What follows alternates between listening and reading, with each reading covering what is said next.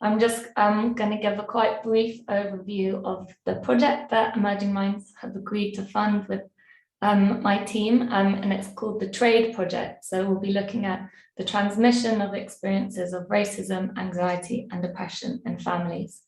And first, I thought I could just introduce who's going to be working on the project, excuse me. So myself and Tolu will be the main people working on the project. Tolu's just joined us as a research assistant on the project, and we'll be supported by 3 undergraduate research assistants. So Malaika, Carl, and Hannah, and also Vanessa May, who's a master's student who will be doing her dissertation project with us. And Ziada and Tom, who are both experts in family mental health research, will be supporting us. So we're all at King's, although Ziada's at University of Oslo, and we'll be working also in collaboration with researchers from the Centre for Mental Health, they're a research charity. So Andrula, Alex, and Kadra will be supporting us, and they've got years of expertise in conducting research around racism and mental health inequalities. So this is us who will be working on the project, and we haven't started yet. So many of us haven't really met much before, but we'll be commencing in January of next year. So just a bit of background about what's kind of led me to this research proposal. So previously my work has all been focused on trying to understand how common mental health problems, specifically anxiety and depression, run in families. So trying to kind of unpick all these different pathways that can make parents and children more similar in their mental health. And typically we tend to think about this pathway, how parents might act and behave in ways that over time influences their child's mental health. And we know that child mental health can also influence parents' mental health, and that there's a genetic component. So parents and children are also similar to an extent because they share the same genes.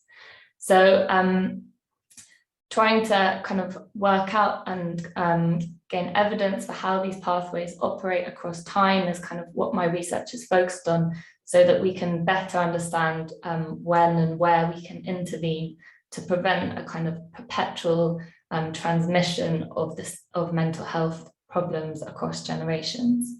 And one of the chapters from my PhD thesis that was focused on this was a systematic review and meta-analysis looking at all the genetically informed research that tries to understand how parent anxiety is associated with offspring emotional or internalizing problems. And from this systematic review of all the literature that's out there, I found that over 90% of the 13,000 participating families within this literature identified as white, and all of them are based in white majority societies. So this is kind of a big problem, because we know very little about how existing work in this area that I'm in can generalize across different populations, and we know very little about the lived experiences of people who are racially marginalized in these societies.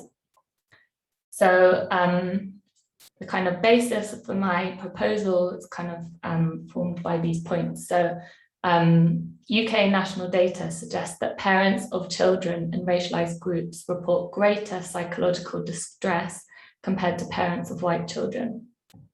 And in the UK, as elsewhere, racial injustice is a key contributor to mental health inequality, encapsulating higher symptom risk and poorer treatment access and outcomes for families in racialized groups.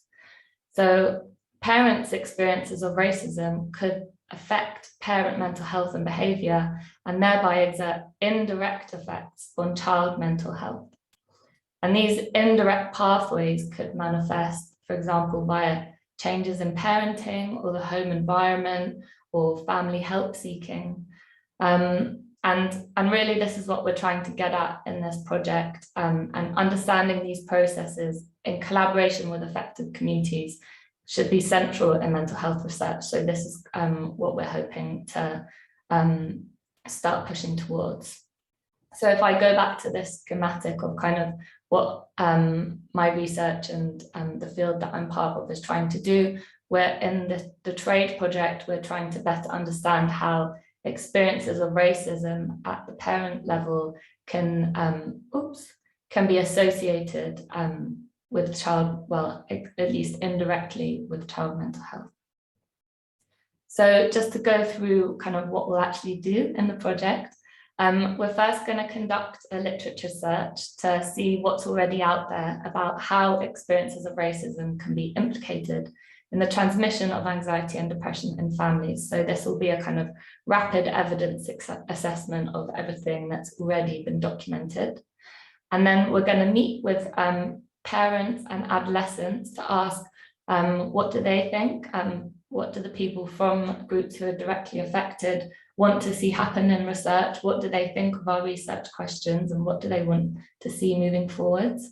And then we're going to share what we learn and aim to kind of try and change opinions and attitudes and behavior in research to change who our work is for and who participates. And this is kind of what our kind of core methodology is about. But another big aspect of this work is that we want to try and inspire and train future researchers to pursue research questions that platform lived experiences across communities. So this is why, or part of why we're going to be working with undergraduate research assistants on the project in the hope that they can gain some really valuable research experience and go on to pursue their own projects. And we'll also be running workshops for the adolescent participants who take part in our focus groups. So once they've been to the focus groups, we'll invite them to these workshops if they want to come and hear more about university and careers and what science and research actually means and how they can get there if it's something that they're interested in pursuing. And in terms of our timeline, I said we're starting in January, so we'll be running through to summer. And we'll be conducting the literature review, recruiting parents and teenagers for our focus groups. We'll conduct thematic analyses from those focus groups and run the workshops for adolescents and disseminate what we find to academic, clinical and community groups. So yeah, there's a lot to be doing and I look forward to sharing our progress as we go. So that's it. Thank you very much. And especially thanks to Emerging Minds for agreeing to fund this work.